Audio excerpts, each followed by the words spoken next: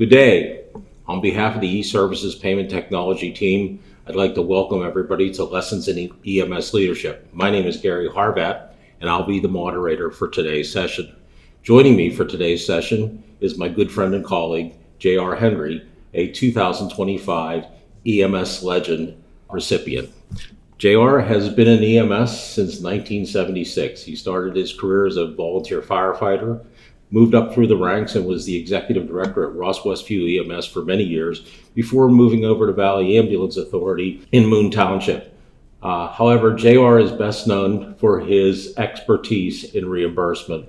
He has helped ambulance services not only across the region, but the Commonwealth and the nation in staying alive in this challenging reimbursement arena that we exist in. JR, welcome today. Good to have you here. Thank you, Gary. It's a real pleasure. I've got a few questions I'd like to ask you as we go through our little session here. So again, feel relaxed and thanks for joining us.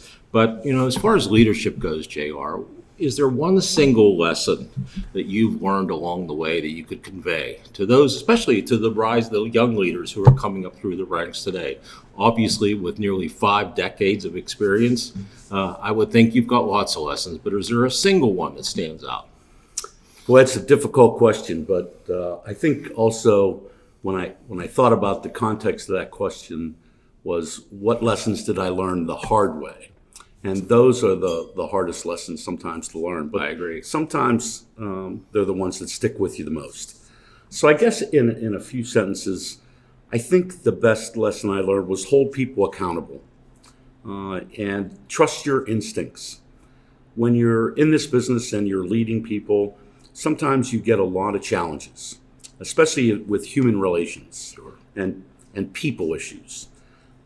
So, for example, if you have employees or supervisors that consistently aren't following the goals and objectives of the organization and begin to create what I call a cancerous environment, you have to stick to your guns and you have to take action. And most of the time you try to educate them, try to change their behavior. But one of the hardest lessons I learned was I tried to hold on to those people by sometimes demoting them or placing them back in the organization in another role. And that was a tough lesson for me to learn, that wasn't the right thing to do. Most of the time, you have to eradicate the cancer before it spreads throughout your organization.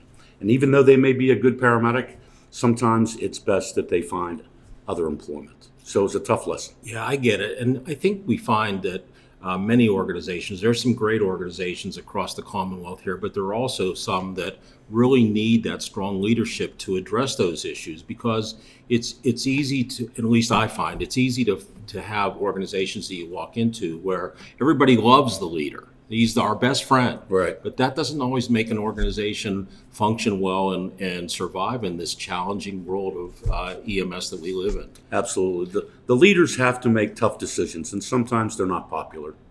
Very much so. It's you can't be friends all the time, of course, and that's in any business, but we see that a lot of times in EMS because sometimes the leaders come up from the ranks and everybody likes them and they're chosen on because they're great colleagues, right. But that doesn't always make an organization run well, as we know.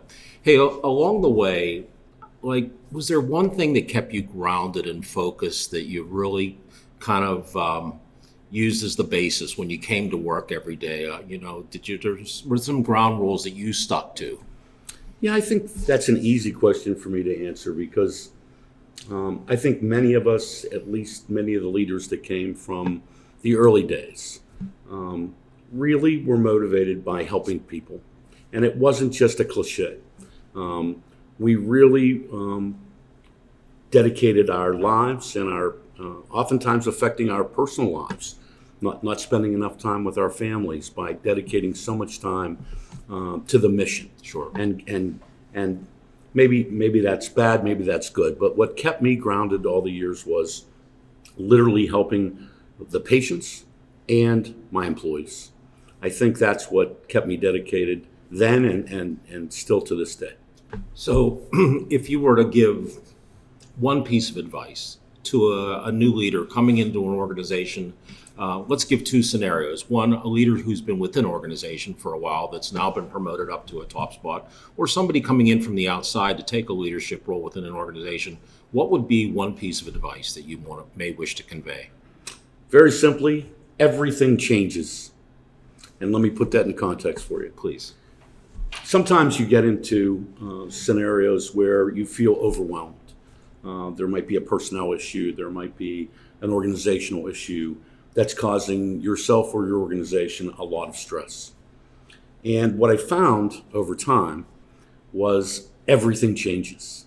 So even though today you're feeling completely overwhelmed by this particular issue that's consuming you or your organization, you have to stick to the mission and remember that the sun's going to come up tomorrow, that everything changes. So sometimes I look back on my career and say I was stressed out over this particular issue or this particular set of circumstances.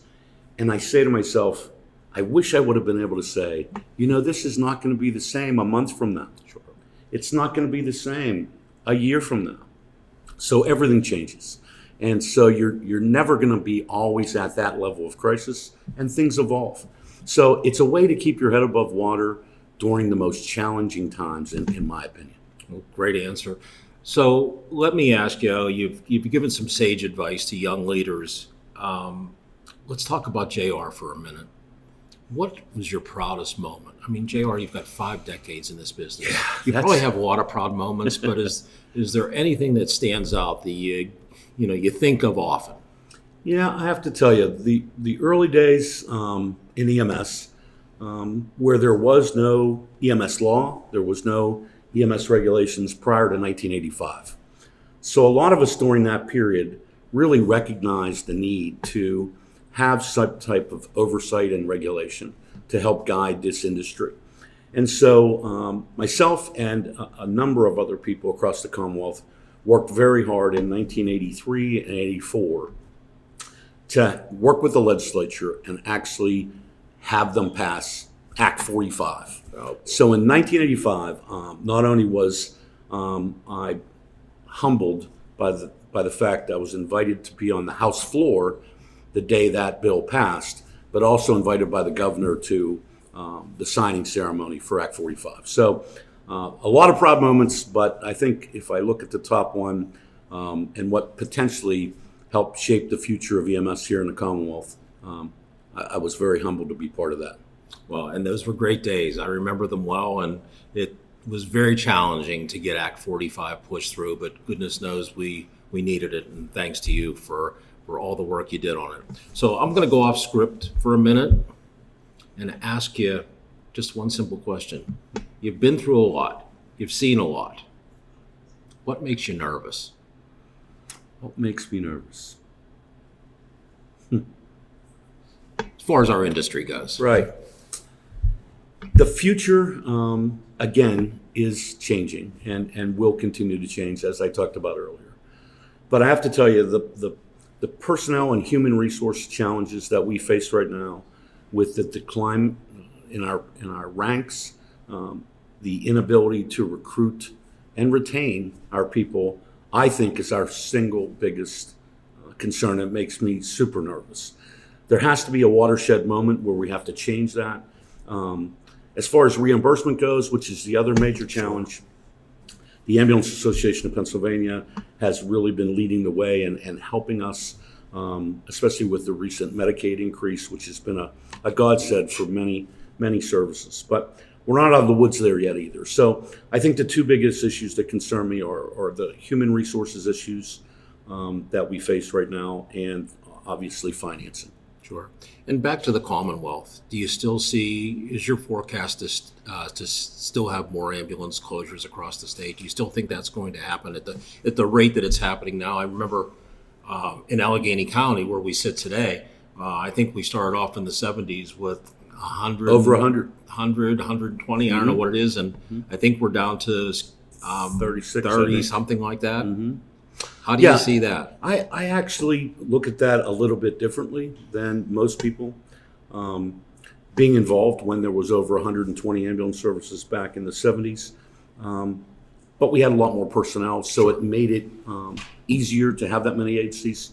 Now the realistic part of this is we need more mergers and consolidations. I hate to see people go out of business. Sure. But we know that even at 36 ambulance services in Allegheny County, it's probably too many. So I believe that there will never be a single county agency in Allegheny County providing EMS like there are across the country in other cities. But I do think we need to get down to a more manageable number that is more effective and more efficient. I don't know what that number is, but I look at that as a positive, actually. And do you actually see that happening in our lifetime? I do. I don't know where the end point is, but I think, again, the dynamics of our industry are going to drive that. And the two issues I mentioned earlier, the two things that make me nervous, which is personnel and finances, that's what's going to drive that. Yeah. So I can tell you, I share those thoughts. And as far as making me nervous, I'll tell you a little story. A few years ago, my wife would tell me, don't climb that ladder. So I climbed that ladder to clean out the gutters. And next thing you know, I was laying in some bushes. And as I laid there thinking, is everything still working? I thought, who's going to come for me? And are they going to care for me the way we cared for people? And I hope the answer to that is always going to be yes, but it does worry me. It does make me nervous because you and I have a better chance of laying supine on that Furno stretcher than we do sitting on the squad bench anymore. Absolutely. And you think about that, don't you? I mean, I do. I do too. You know, so those are the things that make me nervous because, you know, we both have devoted our lives to this industry and we're next up, not to work, but possibly to need the help that we worked so hard for over the years. Absolutely. That's a good perspective. Yeah. JR, thanks for joining us today. I appreciate you being here and taking time out of your busy day. Thank you. Always great to see you. Thank you very much. You're Good quite luck. welcome.